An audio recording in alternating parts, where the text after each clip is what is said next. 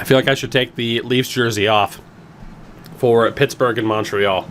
Welcome again to the ranting and rambling section. Apparently I have a podcast now. Montreal wins against Pittsburgh in 4 games. And obviously, I have gotten a lot of messages in regards to, hey, how about that Carey Price, huh? I want to talk about Pittsburgh first, because Pittsburgh blew it.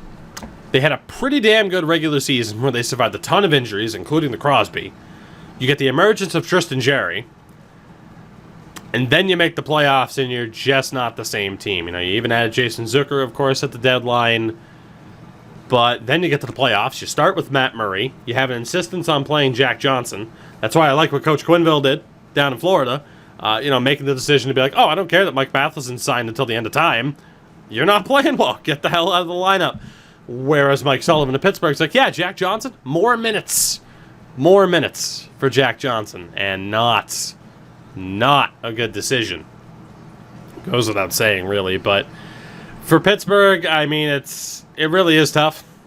It really is tough to fall like this. Now, obviously, there's a lot of, conversation about like, oh, well, what if they get Lafreniere? And obviously, you can make that argument for everybody. What if they get Lafreniere? They don't have a first-round pick. They don't have a second-round pick. And, thankfully, all right, Connor Sherry, you brought him back. It didn't work. He's up. Evan Rodriguez is up. You're going to have to pay Jared McCann. I hate to say that for, Florida Panthers fans, but yeah, go with Jared McCann didn't work out. Justin Schultz is probably gone. So, it's interesting. I mean, they played Matt Murray. I think he should have played Tristan Jarry. And, at this point, I think you pay Tristan Jarry and find a new spot for Matt Murray.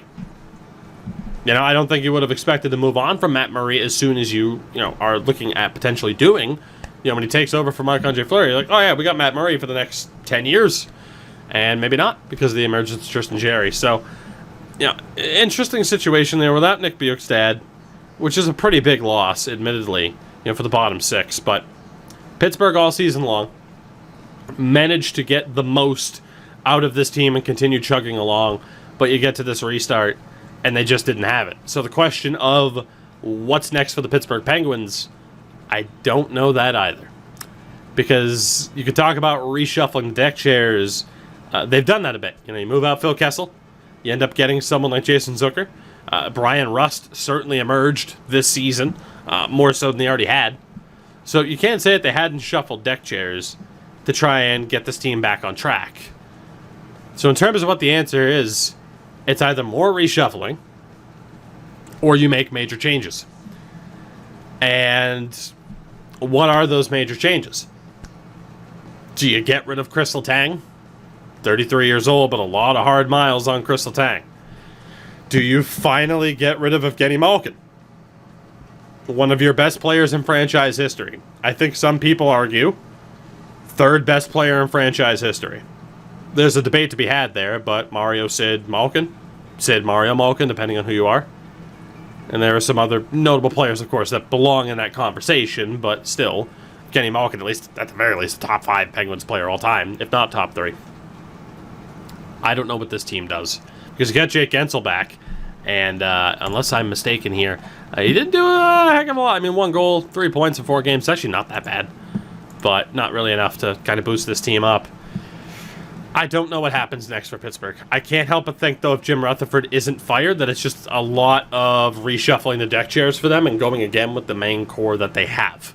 You kind of have to with the contracts that you're locked into. And if you get Lafreniere, all bets are off. For Montreal, a lot of people are like, ha! Gotcha, Boston fan. I'll say this. I am incredibly happy that Alexis Lafreniere is not going to be a member of the Montreal Canadiens. Just being honest. Am I willing to eat pant with the fact... Thank you for the resub, by the way. I'll be a little bit more personal about that in a minute. Am I willing to admit that I need to eat pant because Carey Price was phenomenal in this qualifier in order to say that I'm happy that Lafreniere is not going to the Habs? Yes.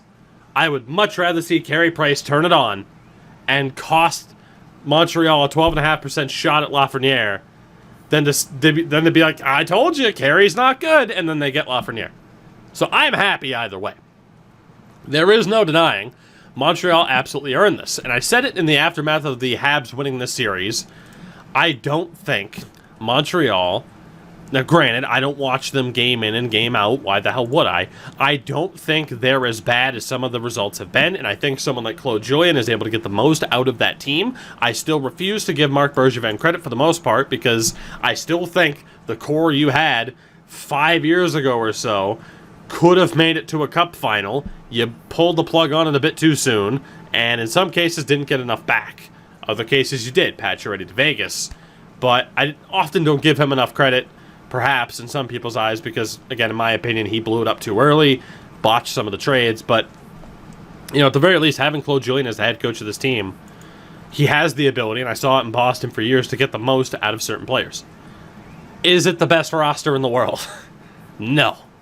Is it the almighty, horrific roster that, constantly drags down Carey Price? There's no way Lord Carey can succeed. No. I mean, you look at this defense, and you look at Toronto's defense. Is this defense that much worse than Toronto's? Is this defense even worse than Toronto's? It might be better. Depends on who you ask. Point being, I think this team often underperforms as opposed to being absolute garbage.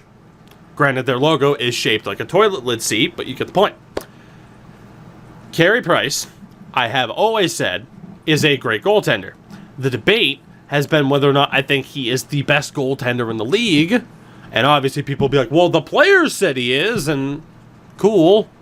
Players also said Sergei Bobrovsky was still a top 5 goaltender in the league, so it shows you how much their opinion can be valued. Take it with a grain of salt. Just like you take my opinion with a grain of salt. Again, Carey Price, here, best goaltender in the world. Best goaltender in the world. Carey Price here. Slipping. At least here. The 9-8 team was pretty good. 9-09 this season, but point being, Carey Price slipping. No longer the best in the world, but still pretty good. But he has the ability to be the best in the world, and it's not just because, the defense showed up. Carey showed up. Injury concerns aside or whatnot. Yes, there is a legitimate, valid argument that they perhaps play him in too many games. You look at what the Bruins did with bringing in Yaroslav Halak, where last year Tuukka Rask was phenomenal. This year, Tuukka Rask, a Vezina finalist, because the Bruins aren't riding him as hard heading into the postseason. So if Montreal finally figures that out with Carey Price, then my God, this might be the norm again. But when Carey Price plays at his best, he is one of the best. He doesn't play at that level consistently, and it's not just because of the team in front of him. That side tangent pushed off to the corner here. What's going to happen with Montreal when they take on Philadelphia? I know the common opinion was, Pittsburgh's going to stomp them. They did. The common opinion here is, Philadelphia's going to stomp them. Yeah, Philadelphia's going to stomp them. And we'll talk more about Philadelphia in a couple minutes here, but Montreal, if they pull this off, it's not quite Columbus Tampa from last year, but it would be one of the bigger upsets I think I've seen in my lifetime.